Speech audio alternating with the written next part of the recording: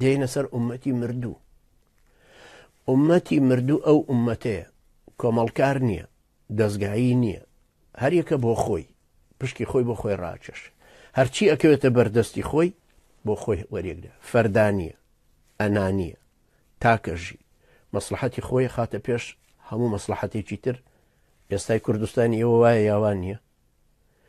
لە ڕئیستانەوە هەروە بوو، ڕئیسی هەرێم، ڕئیسی حکومەت، هەر وەزیرێکە ئەیگری، هەر مدیر عامێک، وەرە خوارە بۆ مدیری خستەخانێک، وەرە خوارە بۆ دکتۆرێک، بۆ خاوەن عیادەیەک، وەرە بۆ سەر ئەو کەسەی پەینی کیمیاوی تەوزیاکە، وەرە بۆ لای دوکاندارێک.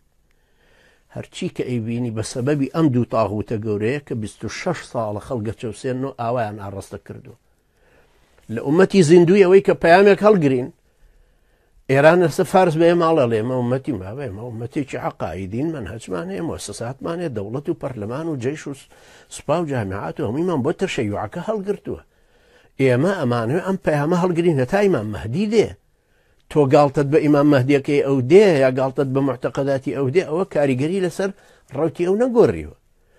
عەرەبی دەور و بەرمان هەوڵەدا وەڵێ ئێمە مەنهەجمان هەیە و دینێکمان هەیە و ئیشەکەین لەسەری و هەوڵی بۆ دەنەوە، یا تورکەڵێ ئێمە دەوڵەتێکی عوسمانیمان بینا کردو 700 ساڵ قیادەی ئومەتەکەی کردووە، ڕۆی نەگەڕێن بە دەوری.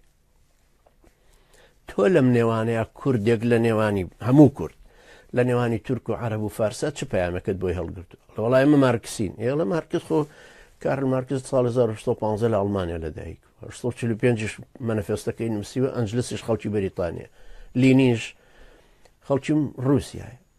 تۆ چیت هەڵگرتووە؟ پەیامەکەی تۆ چی؟ هیچ.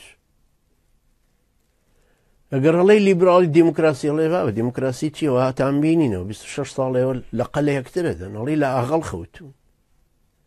ئەوانەشتان کە ئەوروپایان دیوە خراپترن لەوانی ترکە نەیان دیوە. کەوا بوو ئێمە ئومەتەکەمان مردووە. ئومەتەکەمان مردوو بەو سیفەتەیکە، نە ئومەتێکین، نە عەقائیدین، نە کۆمەڵکارین، نە پەیامێکمان پێیە، نە ئەشتوانین بە دەوری پەیامەکەمانە وزە ورێ خۆمان بەگەڕخین تا نان و ئەمان بۆ خۆمان تەئمینکەین، بە دەور و بەرەکەشمان بڵێن ئەوە نان و ئەمان. بۆیە ئەو کاتێک کە ڕۆژنامەی قەومیەکانی کورد کوردایەتیەوهانانیان نووسی وەڵا عەرەبەکانی باشوور هەقە ئەزمموی فیدرالیزمەکەی کوردستان بجۆزنەوە بۆ جنوب. بەخوا چاکتان بارتان ماشەڵا سەنگین بوو، خەڵگاوڕی لێدانەوە سەیرەکەن 15,000 پێشمەرگیان نردووە، 3,000 جارە بەس بۆ شارع فەڵەستین لەبەر خاتری جەلال تاڵەبانی، 3,000 تر بۆ مەقبەرەتە شوهەدا لە کەربەلا. ئەو پەیامەی هەڵتان گرتە بوو چی بوو؟ جەلال تاڵەبانی بۆی وەکو عارە بەڵێ ضەحک عەلە الذقون، بۆی پێمان پێ بکەن بە عەقڵمان ڕابێرێ. ئەیوو ئەنجا خۆ مەلیک مەحموودیش سوپای کوردی نارد بۆ بەسڕە دژ بە ئینگلیز. تۆ نردوتە بۆ پاراستنی ئینگلیز، بالمناسبە ئینگلیز هەر لێەوە داخل بۆ، بەریتانیا هەر لە ساڵی 2003 هەر لە بەسڕەوە داخل بۆ، مانیش لە جاتی مەلیک مەحموود ناردی بۆ محارەبە، ئەمان ناردێن بۆ پاراستنیەوە. ئێوە پێویستە قەناعەت بۆ بکەن کە ئێوە ئومەتێکی مردوون، پێویستە بینەوە سەر شۆڕشکردن بۆ زیندوو بوونەوە.